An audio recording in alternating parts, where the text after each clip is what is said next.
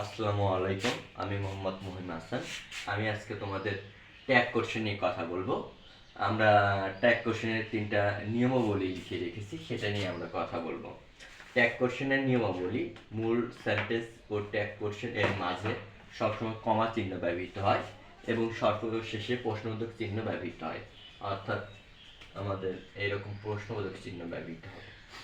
এরপরে মূল সেন্টেন্সে যদি সাবজেক্ট থাকে, সেটা সবসময় প্রোনাউন ট্যাগ কোশ্চেন করার সময় সাবজেক্টটি প্রোনাউন হিসাবে ব্যবহৃত হয়।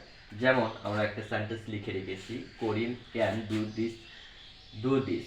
এই সেন্টেন্সটা আমরা যদি ট্যাগ কোশ্চেন করতে চাই, তাহলে এখানে ভার্ব হলে ক্যানের সংক্ষিপ্ত রূপ করতে হবে কান্ট।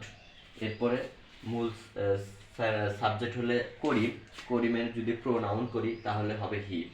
আর আমাদের রুলসে বলা আছে যে সর্বশেষে একটা প্রশ্নবোধক চিহ্ন দিতে হবে, এই জন্য আমরা এখানে একটা প্রশ্নবোধক চিহ্ন দিব। তাহলে সেন্টেন্সটা ট্যাগ কোশ্চেন হলে করলে দাঁড়াবে কান্ট হি। এরপরে দেখো, মূল সেন্টেন্সে যে অপারেটরগুলো আছে, am, is, are, was, were, এই অপারেটরগুলো আছে। এখানে 24টা অপারেটর আছে, আর এই 24টা অপারেটর দিয়েই আমাদের ট্যাগ কোশ্চেন করতে হবে। এই 24টা অপারেটরের সংক্ষিপ্ত রূপ করতে হবে। আমরা এর পরবর্তী ক্লাসে এই 24টা অপারেটরের সংক্ষিপ্ত রূপ দেখাবো এবং অন্যান্য ট্যাগ কোশ্চেনের যে অন্যান্য রুলস সেটা নিয়ে আলোচনা করব। আমরা এই 24টা অপারেটরের সাথে একটু পরিচিত হই।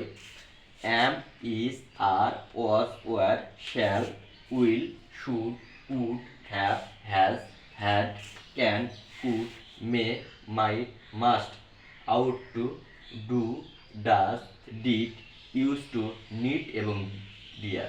এই 24টা অপারেটর দিয়ে আমরা ট্যাগ কোশ্চেনের সম্পূর্ণ প্রশ্নের উত্তর করতে পারবো।